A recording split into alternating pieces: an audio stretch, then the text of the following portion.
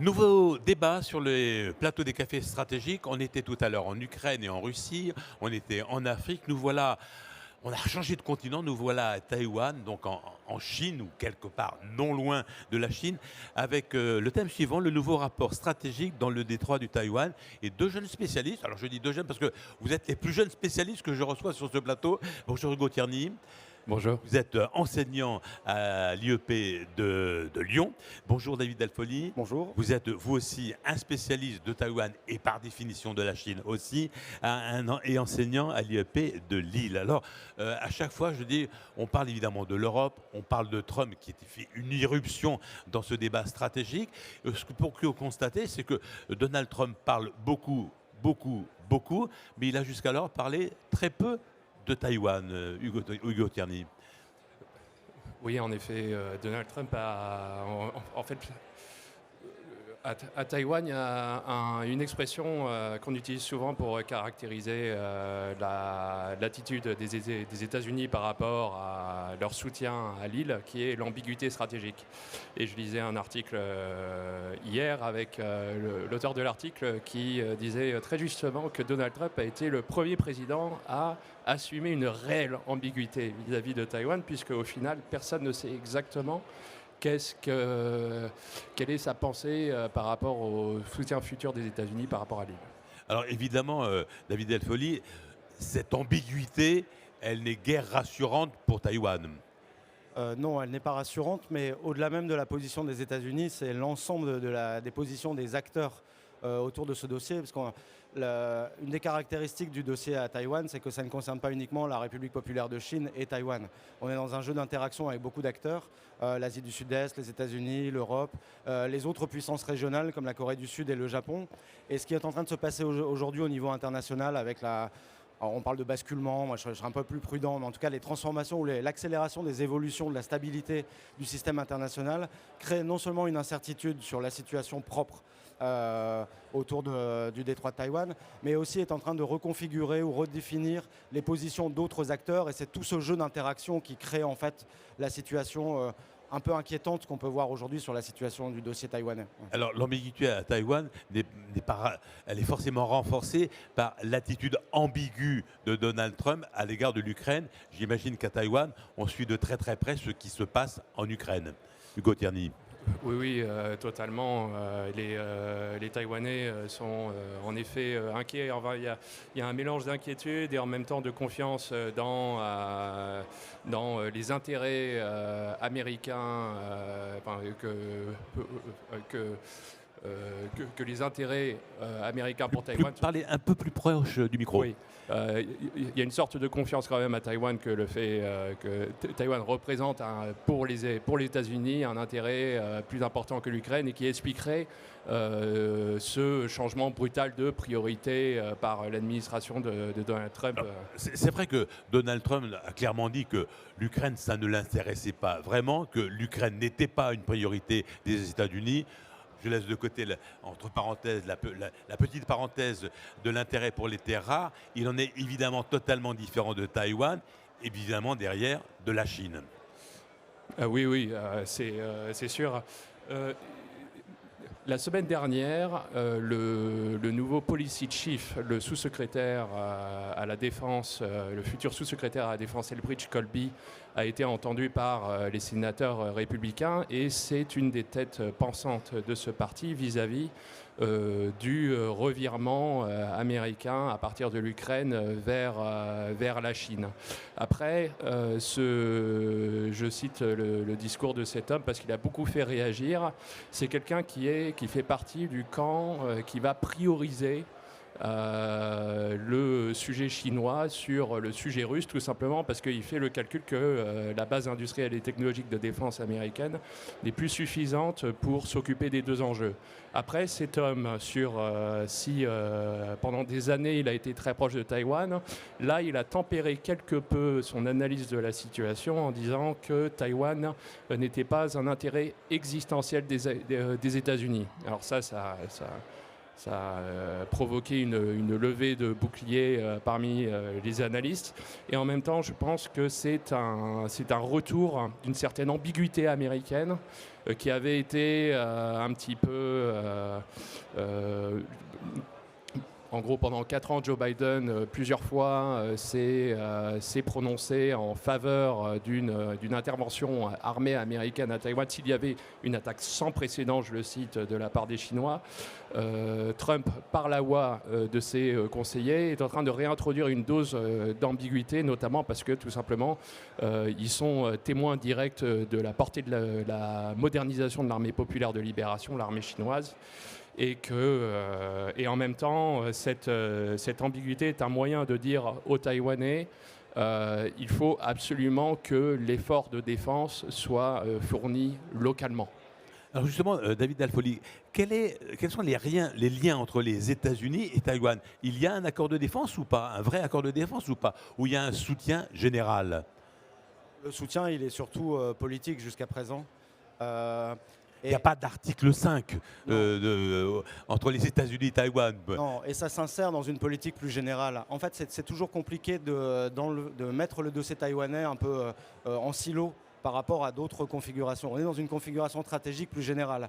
Les États-Unis ont d'autres alliés dans la région, le Japon, avec lequel ils ont des liens de proximité, y compris sur le plan militaire, même si le Japon s'autonomise beaucoup, y compris dans sa BITD, parce que maintenant il est un vrai acteur de l'armement, alors que pendant très longtemps, il utilisait notamment beaucoup de brevets américains. Il y a la question de la Corée du Sud aussi, avec le conflit nord-coréen avec la Corée du Nord, qui est aussi un élément global de la situation dans cette région, qui est, alors on parle souvent de poudrière, qui est hautement inflammable.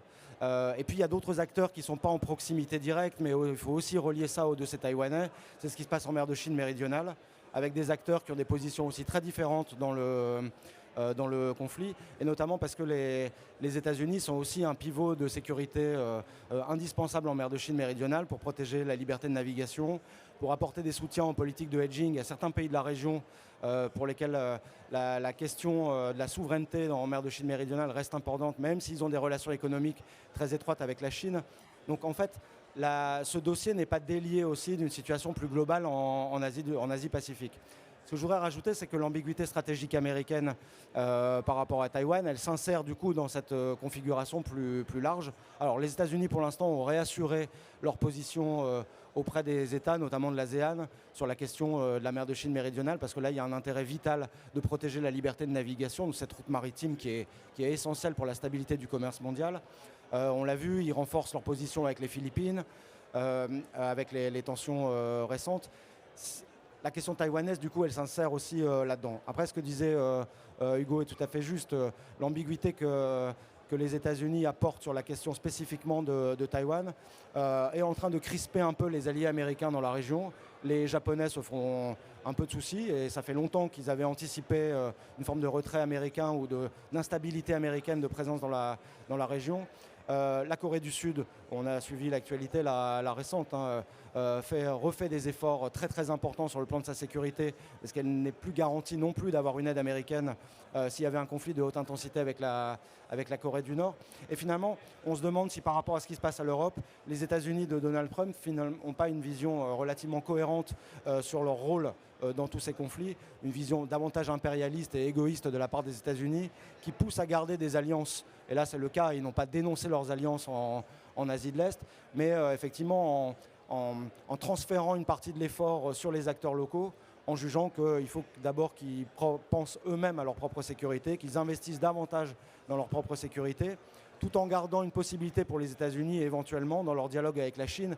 Et on n'est qu'au début de la présidence Trump, donc c'est difficile à anticiper de la manière dont ça va évoluer, de pouvoir se garder la possibilité de ne pas intervenir si en termes d'intérêts stratégiques ou vitaux pour les États-Unis, dans cette vision, je disais, un peu impérialiste, très égoïste, très crasse, comme on le voit actuellement, finalement, dans cette lecture, il n'y aurait pas 3 pôles, le pôle russe, le pôle chinois, le pôle américain. On voit tout ce que racontent les États-Unis sur le Canada, sur le Groenland, sur le canal de Panama. Ça incite forcément les autres grandes puissances impérialistes à avoir parfois le feu vert sur certains de leurs mouvements par rapport à leur expansion territoriale.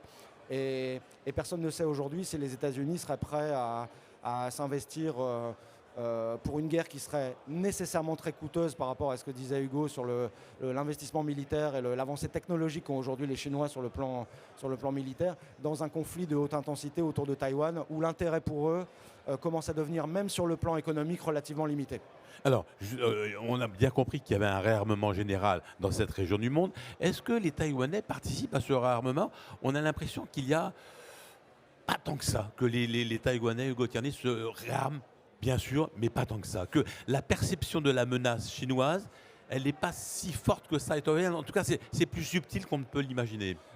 Oui, tout à fait. Je voudrais finir juste un petit mot sur la stratégie américaine vis-à-vis de Taïwan.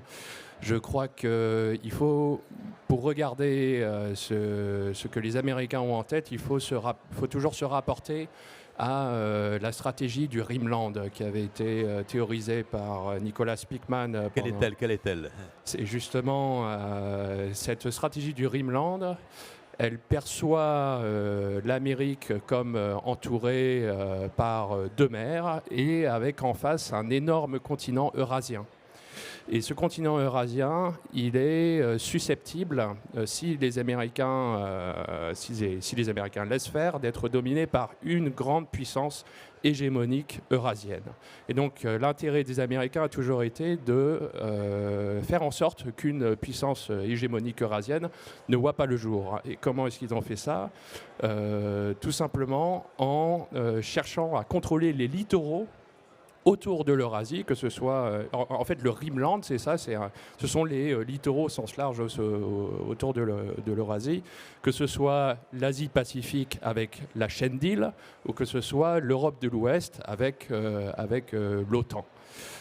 Et puis on pourrait continuer à faire le tour avec l'Arabie Saoudite, l'Inde, voilà. En fait, tous ces endroits où les Américains ont des partenariats et des alliances. Et donc, Taïwan est extrêmement importante historiquement pour les États-Unis, tout simplement parce qu'elle est la clé de cette première chaîne d'îles qui est donc devant la Chine, qui est donc un moyen énorme d'empêcher la Chine d'accéder aux océans sur lesquels les États-Unis font baser leur commerce et donc leur prospérité. Après, la question capacitaire, en effet, se pose désormais pour les États-Unis. Mais on commence à avoir un débat qui n'est pas tellement forcément entre isolationnistes aux États-Unis ou protection maximaliste de Taïwan, mais on va commencer à revoir des positions qu'on voyait dans les années vers 2010-2014 de gens qui vont considérer que Taïwan est difficilement défendable et que donc une retraite du périmètre défensif en Asie-Pacifique pourrait s'effectuer sur la Corée, le Japon, les Philippines et derrière la deuxième chaîne d'îles avec Guam. Après, je pense que souvent le défaut de ce type d'analyse, même si elles peuvent apparaître faire sens directement, elles sont... Peut-être que le premier défaut, c'est de parler de Taïwan ou de ses positions asiatiques comme étant de simples pions stratégiques. Et la deuxième, c'est le risque de telles positions sur la crédibilité des garanties de sécurité américaines. Et depuis les années 1950, les États-Unis sont à chaque fois, enfin pas à chaque fois, mais souvent dans une position maximaliste de défense de leurs intérêts, parce qu'ils ont peur derrière d'un effet domino sur la crédibilité de leurs garanties de sécurité. Donc Taïwan s'intègre au milieu de cette question parce que c'est le point d'accès au niveau choc des intérêts concurrents des États-Unis et de la Chine. Les deux. Ouais. Oui. Je voudrais qu'on fasse un petit point pour parler un peu de Taïwan et des Taïwanais. Alors il y a 1,4 milliard de Chinois d'un côté, un détroit qui est pas très très large. Le détroit de Taïwan, c'est combien de kilomètres? Entre 130 et 200 km. Donc c'est pas considérable. Et puis une île peuplée de 23 millions de Taïwanais. Alors est-ce que les Taïwanais aujourd'hui sont des Chinois? Quand on est Taïwanais, on dit d'abord je suis Taïwanais ou je suis Chinois. Et je pense qu'il y a une petite différence entre les jeunes et peut-être les plus anciens Taïwanais ou Chinois. David Elfoli. En fait, il faut distinguer deux plans, mais Hugo pourra compléter après parce qu'il connaît mieux que moi bien la situation intérieure de Taïwan. On le laissera compléter. En fait, il faut distinguer ce qui est culturellement chinois et ce qui, au sens d'un Européen, relève, pour faire simple, de l'État-nation et de la citoyenneté. Il y a une citoyenneté taïwanaise qui s'est développée, renforcée, avec un sentiment d'appartenance qui est très fort, notamment autour de la question de la démocratie. Et aujourd'hui, on a vu évoluer sur les 20-30 dernières années les sondages sur la question justement d'un possible rattachement à la République populaire de Chine. Et il y a un vrai sentiment de distinction qui s'est faite. Alors vous parlez des plus jeunes, mais aussi chez des générations un peu plus anciennes. Et donc il n'y a pas une majorité de la population taïwanaise qui aujourd'hui a envie d'être intégrée à la République populaire de Chine. Après, il faut distinguer par rapport à l'appartenance au monde culturel chinois, où là, cette identité, elle est très forte. Elle est cultivée aussi par différenciation un peu avec la RPC, mais il y a quand même un pot culturel commun sur le plan linguistique, d'appartenance, qui est très spécifique et que quand on est un Européen par rapport à la manière dont on considère les cosmologies politiques, la manière dont on se projette, est assez différente de la manière dont les gens se perçoivent sur place. Je voudrais rajouter quelque chose, c'est que dans les conceptions diplomatiques qu'on a aussi, on a une lecture, nous, qui est très impérialiste, classique, de ce que c'est que le rapport à l'altérité diplomatique, où, pour faire très simple de manière schématique, quand on est dans une situation de conflictualité très importante avec un État, on n'envoie pas des étudiants étudier dans le pays en question, on cesse des relations diplomatiques ou presque, on a cette culture de l'embargo, on a cette culture de l'alliance. Là, le niveau de conflictualité entre Taïwan et la République populaire de Chine est extrêmement élevé, mais ça ne les empêche pas d'être particulièrement bien intégrés sur le plan économique. Oui, il y a des vols entre Taipei et Pékin, vols, Shanghai. des échanges d'étudiants. D'ailleurs, c'est ce qui permet de faire de l'ingérence aussi. La République populaire de Chine utilise beaucoup de leviers en interne, puisque les circulations sont donc les triades, s'appuient sur des groupes de relais d'influence, on va le dire, sur le plan. Et pour nous, c'est toujours compliqué à comprendre en termes de situation politique, puisque quand on est en situation de conflit, nous, on n'a pas de relation directe ou beaucoup moins avec le pays en question, alors que là, la tension sur le plan géostratégique n'en passe pas de faire du commerce, de continuer des formes d'échange, et ça complique aussi du coup la situation. Et pour parler des Taïwanais, il y a un rapport qui est très ambigu par rapport à ça. Il y a beaucoup de Taïwanais, par exemple, qui ont une forme de fierté d'une montée en puissance du monde chinois dans les relations internationales, auxquelles ils sont totalement partie prenante, parce que c'est une économie puissante, c'est un pays qu'on regarde de près. Mais ils partagent ça aussi avec la montée en puissance de la RPC, dont ils sont aussi co-acteurs en tant que pays de culture chinoise. Et pour nous, là aussi, c'est parfois difficile à comprendre. Alors néanmoins, du côté chinois, RPC, République populaire de Chine, il n'y a pas d'ambiguïté. À chaque fois qu'il a l'occasion, le président Xi explique bien que tôt ou tard, par un moyen ou par un autre, l'avenir de Taïwan est dans une intégration à la Chine. Gauthier, pardon. Oui, totalement. Après, pour repartir sur l'histoire de Taïwan, c'est une île qui, à la base, n'est pas peuplée de Han. Hein. C'est une île...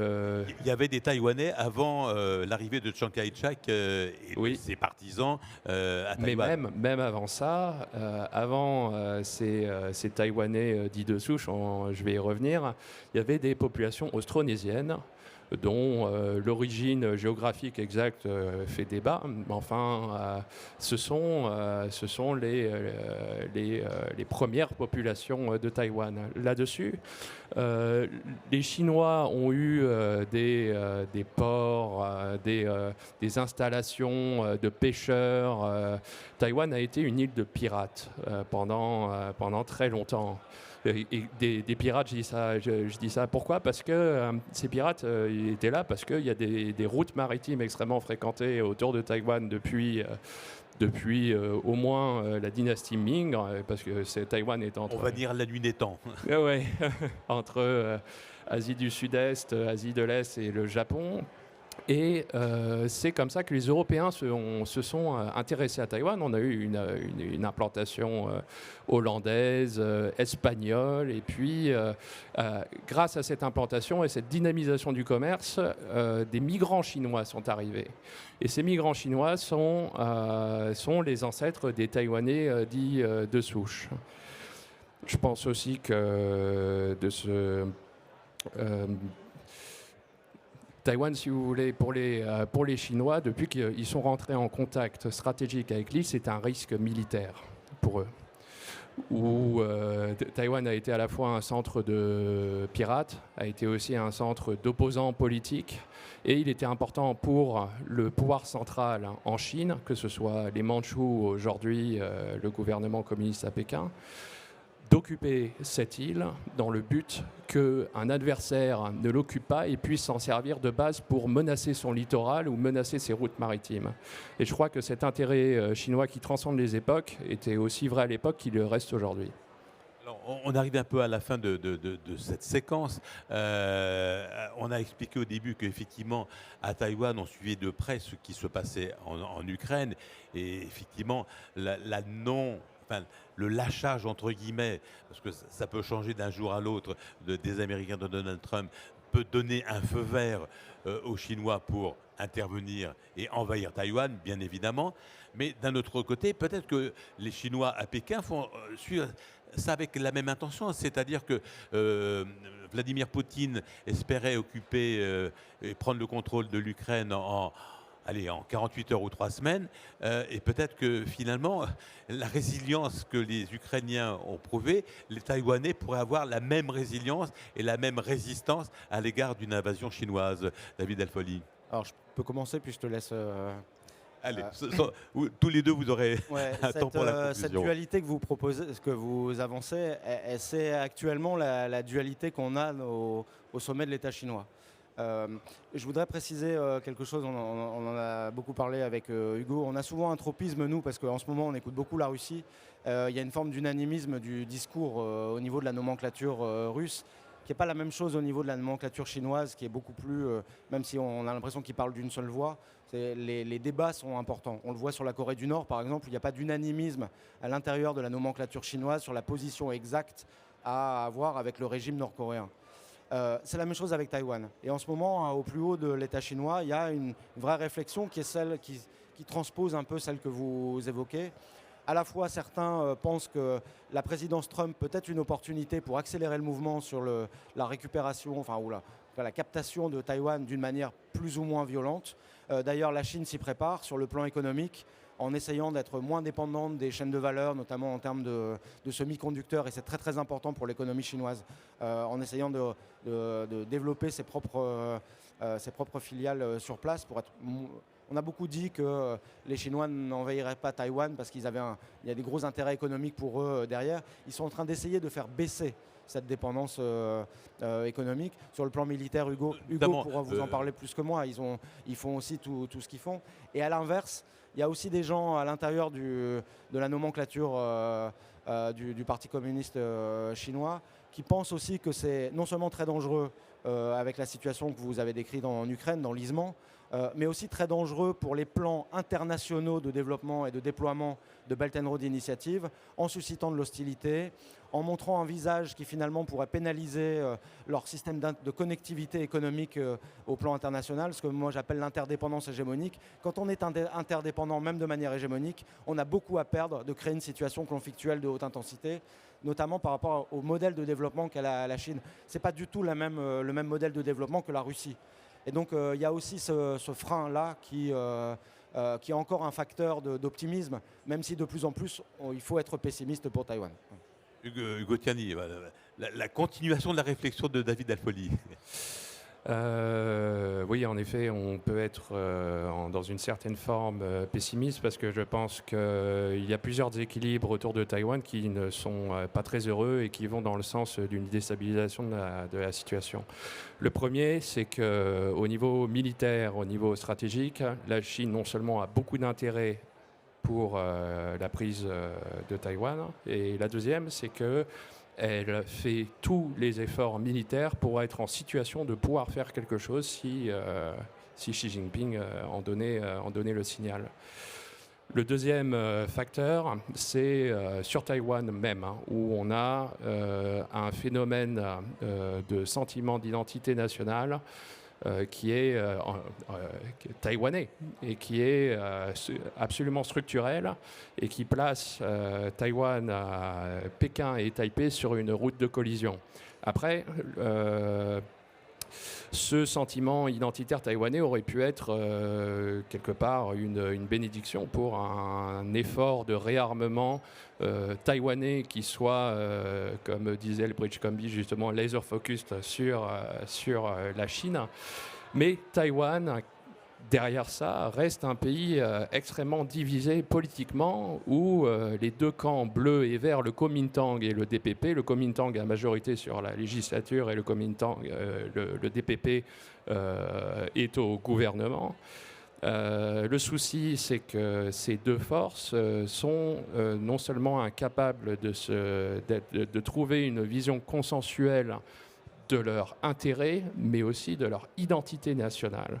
Et donc, sur cette base, les efforts de défense de Taïwan sont non seulement contraints, mais cette situation va déboucher sur énormément de débats défensifs sur la doctrine, sur le choix des équipements, sur même la relation aux États-Unis, où on va avoir un Kuomintang qui va geler les dépenses militaires, qui va porter la responsabilité de la déstabilisation du détroit de Taïwan, mettre ça sur plutôt le dos des États-Unis que sur le dos de Pékin.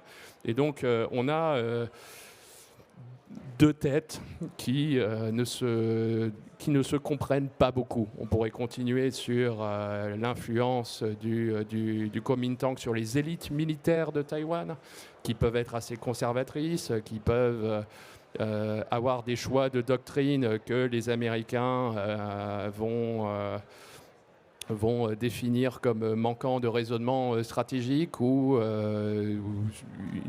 une approche très conventionnelle du conflit contre une approche asymétrique qui est en général préférée par les analystes militaires. Et le troisième facteur, donc j'en ai parlé de la Chine, de Taïwan et maintenant aux États-Unis, et bien c'est justement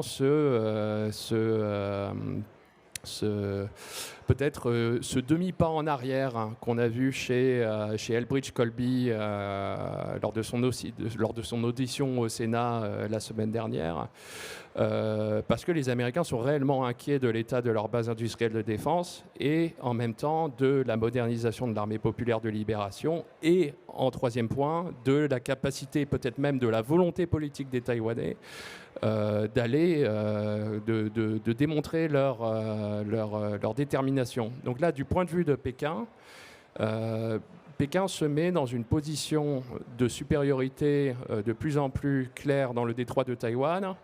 Et donc, cela fait de la situation, en fait, derrière, comment dire, j'essaie de trouver le bon terme, mais la décision va devenir un calcul coût-bénéfice chinois, et ça, c'est dangereux si jamais ils se convainquent d'avoir les moyens de régler la situation.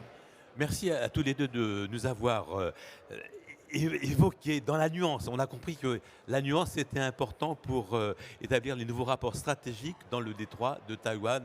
David Elfoli, Hugo Tierney, merci à tous les deux d'avoir participé à cette séquence des cafés stratégiques. Merci.